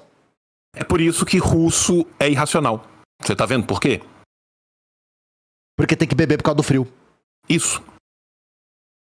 A natureza, que distinguiu os homens pela força e pela razão, não pôs outro limite a seu poder, senão o desta força e dessa razão. Deu ela, às mulheres, os atrativos e quis que seu desenvolvimento pusesse fim a seus encantos. Mas, nos países quentes, eles só se encontram em seus inícios e nunca no curso de sua vida.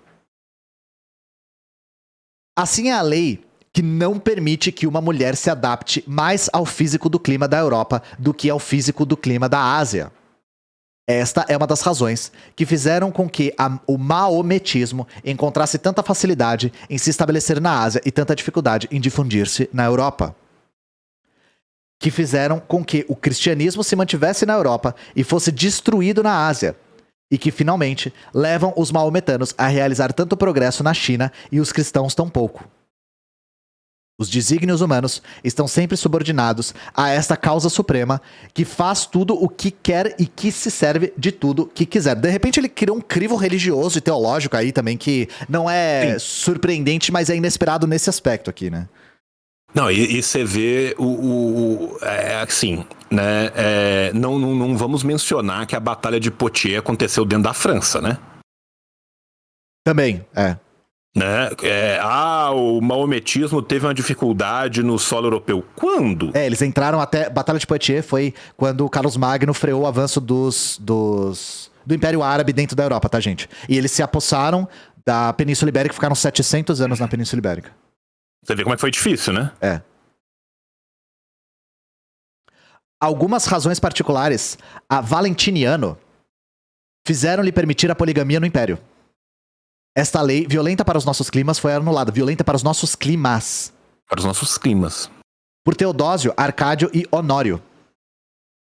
Acabou, o resto da citação, né? É isso. Mas é isso, cara. Isso aqui eu deixei por último o Voltaire comentando É brutal, sobre... assim. É de uma misoginia brutal, misturado com o racismo e com preconceito religioso também. É uma coisa assim que não deixa ponto sem nó nos problemas, né? Não, e assim, ele tá falando, é natural porque ela é bela desposá-la aos 8 anos. E que as mulheres nos climas quentes ficam velhas aos 20. Sim. E não possuem nenhum tipo de virtude. E aí não tem mais nenhum tipo de virtude ou encanto, então não serve pra mais nada. Sim. Por isso que elas devem ser dependentes. Né? Quando ele fala isso, o que ele tá falando? Ele tá falando que o homem europeu que se localiza nesses climas por qualquer motivo tem o direito de fazê-lo naturalmente. Você sugere algum outro capítulo pra gente terminar aqui? Não, eu tinha separado esses, cara. Eu parei pra separar basicamente esses. Se você quiser, a gente pode fechar mais cedo. Pra mim, até melhor que eu vou... Não Então vamos voltar aqui. Onde consigo esse texto? Você escreve Espírito das Leis e PDF no Google. Tem 12 bilhões de graça, porque um não texto tem mais muito direito clássico. nenhum. É um texto clássico, de verdade, gente. Então vocês encontram esse livro no Vamos ver o vídeo do Rock? Pode ser, deixa eu ver se eu acho. Porque eu vi isso no canal do Humberto.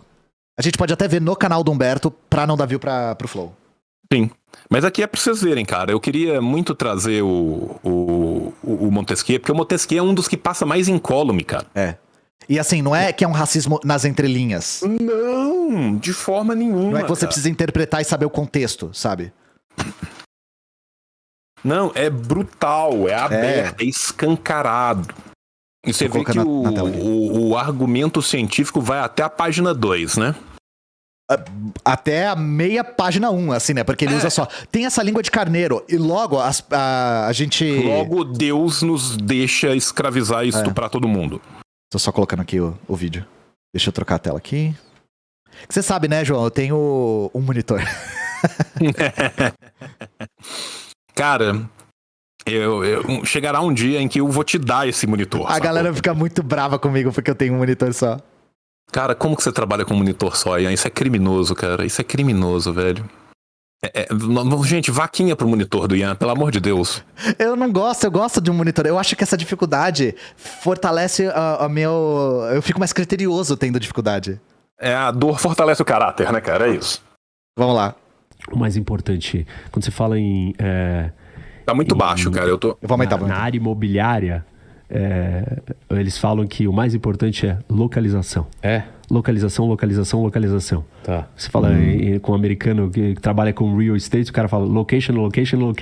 Tipo, qual é o lugar? O que mais importa quando você vai comprar um imóvel, um terreno, você tá na área imobiliária, o que é? O lugar. Então, onde que é o lugar? Vamos começar. Onde tá o Brasil? Então, vamos lá. Começamos comparando a parada com o mercado imobiliário. O que está comparando exatamente com o mercado imobiliário? Para vocês entenderem, desenvolvimento das nações, por que as nações se desenvolvem, umas sim, outras não. Então é uma parada tipo como se você tivesse uma imobiliária. Você está no mercado imobiliário e o que importa é location, né? É a localização. Mas vamos ver ele desenrolando esta pérola. Vamos só parar aqui 2 segundos só para eu comentar, né? A gente já sabe que vai vir o determinismo geográfico bizarro aqui agora, né? Porque já mostraram o mapinha mundo ali, já mostraram a projeção de Mercator ali. Né? E agora vai ser assim, não tem como. Por quê? Porque tá depois das colunas que Dante falou que estão no inferno. Passou dali pra frente, né? Tem até o limbo que a gente pode até conversar, né? Mas depois, Passou dali, meu irmão. vocês que entram aqui, abandonar é a esperança, né? Exatamente. Vocês nunca viram os bestiários medievais? Posso dar play? Da Play, infelizmente sim. América do Sul. E onde é a América do Sul? Onde? Primeiro, se a gente olhar para o mundo todo, né? Percebe que tem uma concentração de território. Uma massa de terra aqui. Isso. Ah, tá um pouco mais. Não, tá ligada com isso daqui. Ah, mas esse cara aqui, a Austrália tá separado. Não, ó, é uma continuidade. O mundo inteiro tá concentrado aqui. E aí tem. Não, a Austrália tá separada. Não, a continuidade. Não, a Tem uma continuidade, ligação. Ele tem um sotaque meio de paulista. Você pode observar que tem uma ligação aqui, ó. Não, tá contínuo aqui, ó. Ai, caralho, que ódio! Nossa senhora. Nossa, que raiva. Mano, eu tô quase falando volta pro Montesquieu. Tipo, a Austrália, Volta pro Montesquieu, né? Que era um pouco melhor. ali é uma continuidade, né? Aqui, da Ásia pra Austrália, é uma continuidade. Ok. E aqui? Aqui não tem continuidade? Vamos ver o que ele vai dizer. Pedaço Separado. Separado. que são as Américas. Que é uma faixa de terra gigante, mas que ela tá desconectada do resto do mundo. Por isso que ela foi descoberta depois, né? Por isso que ela passou Por isso que ela foi descoberta depois, tá? Duas coisas. Primeiro, a Austrália não foi descoberta depois, nesse crivo Não. dele, né? Não. E segundo, não tinha pessoas na América. Não tinha ninguém na América quando chegaram, né? E com o detalhe, né, que a África também foi descoberta antes das Américas. Porque você chega em Ceuta primeiro, né? Sim. No Porque também crivo não que ele tá tinha. usando, né? No crivo dele também não tinha ninguém. Sim. sem ninguém achar que esse lugar existia. Sacaram aí? Ninguém. O eurocentrismo de Quinta, ninguém achar que ela existia. Não tinham centenas de milhares de pessoas vivendo em todas as Américas. Não tinham, né? Não. Então, como alguns europeus não conheciam, né? Ninguém conhecia, né? Nossa, a live deu uma oscilada forte aqui. A cara Voltou, tá gente. dando... Voltou. Não, caiu e voltou aqui. Só F5 aí, gente. Começando bem, vamos lá.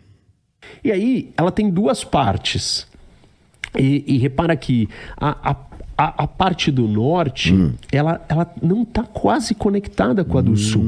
A conexão é para uma faixa estreitinha. A gente chama isso daqui de istmo. Istmo, exato. Então vejam que a Austrália lá do outro lado tá A conectada. faixa do norte é conectada por essa merda que não serve pra nada, que é a América Central, que a gente não sabe nem o que tem, a gente não sabe apontar, não sabe o nome dos países. Tem esse negócio aqui no meio que, enfim, né? Seria Esse até melhor bagulho. que não tivesse. São ilhas ali, né? Que dá pra ir de uma pra outra. Aí tá conectado. A América do Norte e do Sul, não muito. Interessante esse raciocínio, mas vamos lá. Um rabicho. Isso. Um rabicho. Que é um lugar muito rabicho. muito difícil de você Isso. transpor. Quase que não se conectam. Quase que não se conectam, né, Mel? Isso faz esses dois lados serem absolutamente separados. O início desse continente, lá atrás, na formação geológica da Terra, ele estava conectado com a África, né? Exato. E aí ele saiu. Pangeia. E nesse caminhar aqui, essas placas tectônicas, elas bateram. E aí deu origem a uma formação muito importante da América do Sul, que é uma cadeia de montanhas. Fica aqui, né? Isso. Que é a maior. Eu quero ver como é que ele vai juntar isso com o que ele vai querer explicar depois. Né, cara? Ele não vai. Se ele não juntar isso, cara, enfim. Não, agora ele tá na tectonia de placas, nós vamos falar da Formação cordilheira. Da Cordilheira dos Andes, hein? Cultura na sua televisão, hein? Os Andes. A mais longa cadeia de montanha no outro mapa, depois eu vou trazer. Foda, Mel. Continua por aqui Não, também. ela termina. A dorsal mesoamericana Longa cadeia de montanha. subaquática não é mais longa, não? Bem mais. Mas Ah, aqui, essa é a Cordilheira dos Andes, é a cordilheira mais longa que não tá submersa, né? Não sei como Que é que não fala tá isso. submersa, tudo bem. Mas é só porque ele falou assim, a mais longa de todas, tá? Eu tô aqui. Não, a pô, mais mas longa é a e dorsal mesoatlântica. Tá. Aqui tem cultura, na sua TV. Mais Porra, longa, Mel, maior foda, em hein, Mel? extensão. Obrigado, e a Mel. segunda Tipo, lá na Europa não tem. Nada Entendeu, João? parecido. É a maior em extensão. É a maior em extensão, meu. Você É tem que a entender. maior em extensão. Ô, Ian, você não tá entendendo, meu. Ian, você não tá entendendo, meu. É uma puta cordilheira gigante. Tá? É uma puta cordilheira, meu. Entre a Europa e a Ásia. Não tem nada disso. Lá na China, lá entre a China e a Índia, entre a China e a Mongólia, não tem nada disso. É um bagulho super Não tem. peculiar, meu. Mais alta, só perde pro Himalaia. Ali na Ásia, as montanhas da Ásia. Então, e essa cadeia de montanhas, esse choque deu origem a isso e a outras duas características geográficas muito importantes desse espaço aqui. A primeira delas é que dali, do alto dessas montanhas... Calma aí. Não, peraí. Ele falou que só perde pro Himalaia em altura? Eu não sei se isso tá certo. Não... Pra mim, o Himalaia era o mais alto, mas eu não sei se os Andes são o segundo mais alto. Cara, Eu não sei. eu tinha muito a impressão que tem montanha mais alta que a gente no Kilimanjaro, cara. Essa eu vou perguntar pra vocês de geografia. A galera tá falando que é verdade, então... Tem? Não, então é verdade? Tá certo. Tá, não, beleza. É só porque eu parei assim, eu falei assim, porra, peraí, não... Tem. Mas beleza, então eu tô errado. Parabéns, Rock. Eles vão criar Parabéns, Rock, é uma ótimo. grande quantidade de água aqui nesse continente de baixo. Além disso, ela criou planaltos, né, muito altos, que são os altiplanos. Também vou falar deles mais pra frente, que são onde estão localizadas cidades aqui, capitais importantes desses países, inclusive as capitais mais altas do mundo. Exato. Porque são muito altas essa montanha. O que mais que a gente tem sobre o continente das Américas? Onde a gente tá? A América do Sul. Nossa, tá caindo... Cara, o João, o Kazé começou o Futebas e tá fudendo E aí a nossa acabou. live, velho. Acabou a nossa live. Não, depois Pior- a gente vê, cara. Pior que é isso mesmo, sabe? Pior que é quando começa o jogo de Futebas, aí o bagulho fica feio. Mas é isso, a gente sabe que ele vai ser... Na próxima, a gente começa com o trecho No próximo específico a gente já. começa com o trecho e Mas vai, agora cara. não tá dando, tá caindo muito, a galera não vai conseguir assistir. É isso, Não, a Twitch... eu fui olhar uma tabela aqui, cara. O Aconcagua vai ser o pico mais alto, depois vem o Denali antes do Kilimanjaro. O Kilimanjaro é o quarto. Eu achei que o Kilimanjaro fosse, inclusive, maior do que o Denali. Eu tô todo errado, tá? Não, eu não manjo tanto de montanha, então... Mas é isso, gente. Obrigado pela companhia de vocês aí. Desculpa qualquer coisa, porque hoje a gente tem que pedir desculpa pelo que a gente acabou de ler, né? Fiquem bem e bebam água. É isso, essa é a minha dica pra... A gente volta em 15 dias. Sim, voltamos em 15 dias. Beijo pra vocês.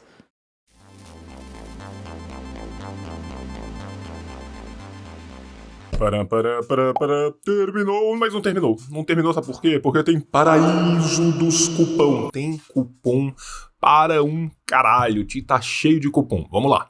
Assim disse João. Cupom nas Ciências Revolucionárias. Se você quiser entrar, o link tá aparecendo aí. Mas você fala, João, você tem cupom na Boitempo? Tenho. Assim disse João, 20% de cupom na Boitempo. João, tem cupom na Revolustore? Tem.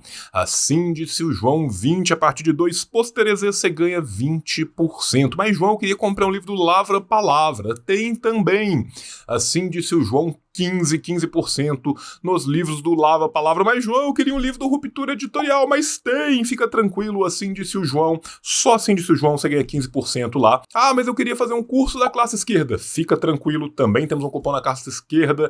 Assim disse o João, tudo junto, 15%. Mas, João, eu queria, na verdade, um livro da autonomia literária. Eu tenho um cupom de R$20 na autonomia literária. Hashtag assim disse o João, mas João não é o bastante, eu preciso de mais cupons. Eu preciso de um cupom para eu aprender mandarim. Então fala Xie Guhan Lao Xi. Por quê? Porque lá no Gunhan Mandarim a gente tem também um cupom de 20% de desconto no curso, tá? Assim disse o João, 20 Guhan Mandarim. Tá o link aqui embaixo.